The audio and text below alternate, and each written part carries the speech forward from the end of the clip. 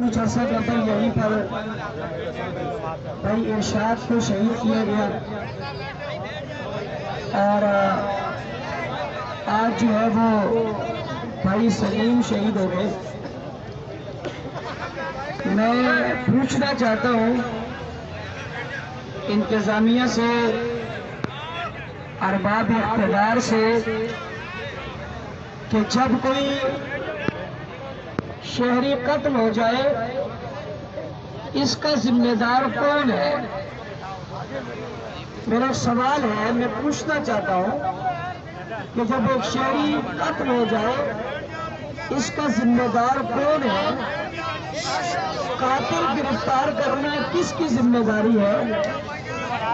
قاتل کو کیفر کردار تک پہنچانا کس کی ذمہ داری ہے؟ قاتل کا سراغ لگانا کس کی ذمہ داری ہے؟ میں پوچھنا چاہتا ہوں، اگر یہ کہا جائے گا کہ یہ انتظامیہ کی ذمہ داری ہے اور یہ اداروں کی ذمہ داری ہے اور یہ ریاست کی ذمہ داری ہے، تو پھر میں پوچھنا چاہتا ہوں ارشاد شہید کے قاتل کہاں ہیں؟ پھر میں پوچھنا چاہتا ہوں اس سے پہلے ہونے والے واقعات میں وہ قاتل کہاں ہیں اور گرفت میں کیوں نہیں آئے؟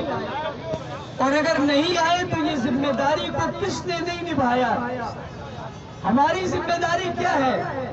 ہمیں ابھی بھی دوستوں کے فون آ رہے اور وہ دوست جو ہمارے افسران دوست ہیں ان کے فون آ رہے ہیں، ہمارے ذمہ داروں کو آ رہے ہیں کہ دیکھیں آپ یہ نہ کریں، آپ وہ نہ کریں۔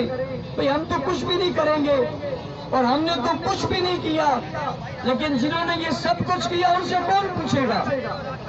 کبھی آپ کچھ نہ کریں، بھئی ہم کچھ نہیں کر رہے، ہم اتنا تو کر رہے ہیں نا کہ پوچھ تو سکتے ہیں، احتجاج تو کر سکتے ہیں، آخر یہ کیوں ہو رہا ہے اور ایسا ماحول کیوں بنایا گیا ہے؟ کیا یہ ملک ہے، یہ شہر ہے یا کوئی جنگل ہے؟ کیا اس پہ پوچھنے والا کوئی نہیں ہے؟ کیسے دو لوگ آتے ہیں اور آ کر ایک جو ہے وہ موٹر سائیکل پر راستہ ان کے ہاتھ میں ہوتا ہے اور ایک جیتے جاگتے انسان کو خون میں نہلا دیتے ہیں اور اس کا گھر اور اس کے خاندان اور اس کے بچے اور اس کا محلہ اور اس کا علاقہ صرف احتجاج بنتے اور کہا جاتا ہے جی آپ یہ نہ کریں، آپ یہ نہ کریں، کچھ نہ کریں، یعنی آپ گھر بیٹھ جائیں، آپ بھی کچھ نہ کریں اور ہم بھی کچھ نہیں کر رہے، آپ بھی کچھ نہ کریں ہم بھی کچھ نہیں کر رہے، تو بھئی یہ کیوں کہتے ہو؟ آپ ہمیں کہو آپ کچھ نہ کریں تو آپ شروع کر دیں کچھ تو ہم چھوڑ دیں گے، لیکن ہمیں یہ علم ہے کہ اس سے پہلے جو کچھ ہوا وہ قاتل گرفتار نہیں ہوئے، اس کے برعکس ہمارے ذمہ داران ہیں۔ ہم بارہا یہ کہہ رہے ہیں، ہمیں کہا جاتا ہے کہ آپ کو سیکورٹی رسک ہے، ہمیں کہا جاتا ہے آپ کے لوگ کو سیکورٹی رسک ہے، میں سمجھتا ہوں ملک دشمن عناصر سرگرم ہے، میں سمجھتا ہوں اس ملک کے مخالف اس ملک میں خون کی ہولی کھیلنا چاہتے ہیں، میں سمجھتا ہوں اس دھرتی کے دشمن اس دھرتی میں سکون نہیں چاہتے، میں سمجھتا ہوں اس ملک کو بدنام اور برباد کرنے کی سازشیں ہو رہی ہیں اور ہم اس کا حصہ نہیں بننا چاہتے، ہم ملک بچانا چاہتے ہیں، ہم شہر بچانا چاہتے ہیں، ہم تخریب کاری کا مقابلہ کرنا چاہتے ہیں، ہم فرقہ واریت کا مقابلہ کرنا چاہتے ہیں، ہم دہشت گردی کا مقابلہ کرنا چاہتے ہیں، ہم تخریب کاری کا مقابلہ کرنا چاہتے ہیں اور ہم نے کیا ہے، لاشیں دے کر جنازے دے کر ہم نے یہ سارا مقابلہ کیا، لیکن میں پوچھنا چاہتا ہوں اس کا رزلٹ کیا نکلا؟ امن کے لیے جہاں ہمیں کہا جاتا ہے ہم امن کے لیے ہر قدم بڑھانے کو تیار ہیں، لیکن ہر قدم بڑھنے کے بعد ہمارے ساتھ تعاون نہیں ہوتا۔ اس کی مثال ہمارے سید عبدالرافع شاہ بخاری دامت برکاتہ العالیہ جن کی سیکورٹی کا بندوبست ابھی تک نہیں ہو سکا۔ میں بھی کئی دنوں سے ذمہ داروں سے رابطے میں تھا اور میں یہ کہہ رہا تھا کہ ان کی سیکورٹی کا بندوبست کریں، نہیں ہوا۔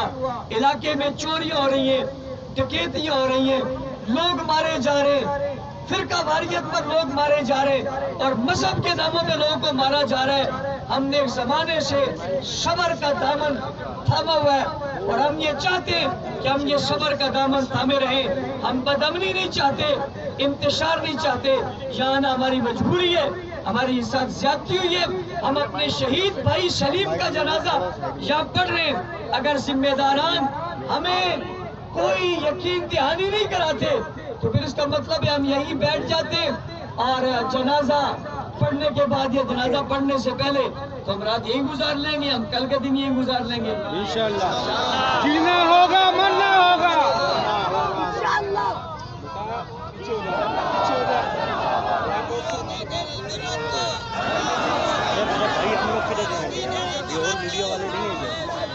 میں یہ بھی جانتا ہوں میرے علم میں جان بھی قربان ہے، قائد آپ کے حکم پر، جان بھی قربان ہے، قائد آپ کے حکم پر، جان بھی قربان میں ہے۔ جانتا ہوں میرے علم میں کہ اس وقت ملک میں الیکشن کا ماحول ہے اور کچھ طاقتیں اس ملک کو صحیح سمت پر نہیں چلنے دیتی۔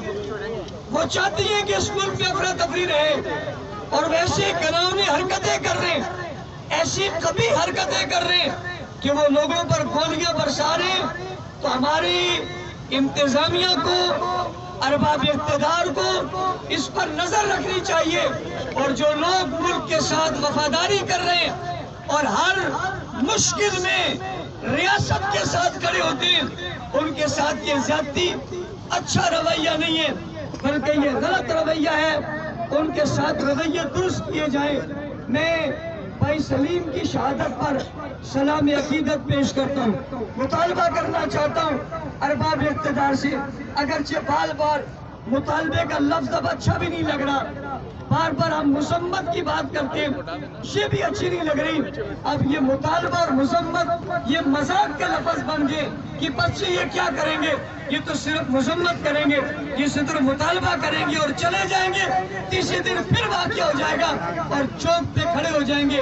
کارکن فرقر عوام ہمارے گریبانوں کو پکڑ رہی ہے کہ اب ہمیشہ مذمت کرتے ہیں لیکن اس مذمت کے بعد کوئی حل نہیں نکلتا۔ میں سمجھتا ہوں اس کا حل نکلنا چاہیے۔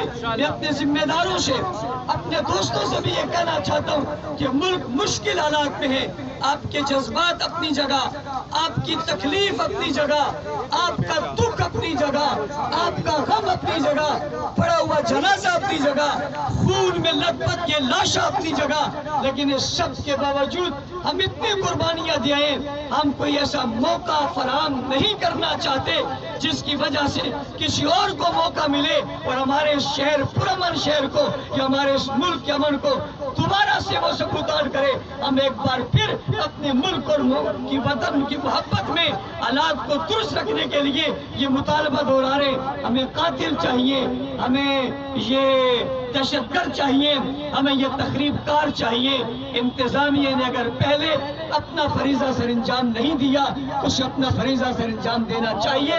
ہم اپنا فریضہ سر انجام دے رہے ہیں کہ ہم اس بدامنی کے راستے کو روک رہے ہیں، انہیں اپنا فریضہ سر انجام دینا چاہیے کہ انہیں قاتلوں کو گرفتار کرنا چاہیے، اس کے لیے کوشش کرنی چاہیے، انہیں کیفرے کردار تک پہنچانا چاہیے اور سامنے لانا چاہیے۔ اس سازش سے پردے کو، اس سازش سے اور اس نقاب سے پردے کو ہٹانا چاہیے۔ ہمارے ذمہ داران جن کے پاس سیکورٹی نہیں ہے انہیں سیکورٹی فراہم کی جائے تاکہ ہم کسی مزید نقصان سے بچ سکیں۔ میں اب تمام حضرات سے گزارش کروں گا آپ صفحے بنا لیں۔